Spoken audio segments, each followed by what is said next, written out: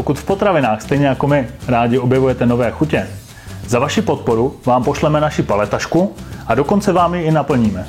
Dáme do ní třeba něco veganského, třeba něco bez lepku, třeba něco dia.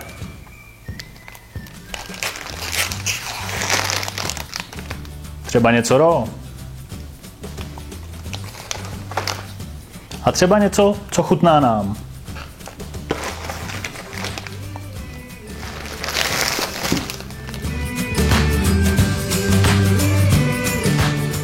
Milá Eliško, děkujeme ti za tvoji podporu Martinové.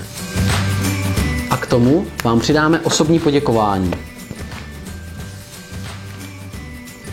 Podpoříte tak dokončení mobilních aplikací a hlavně budete se podílet na vytvoření světa potravin na jednom místě. Do mobilní aplikace se nesmazatelně vryje vaše jméno jako poděkování. Podpořte nás na startovači a vyberte si odměnu, která se vám líbí.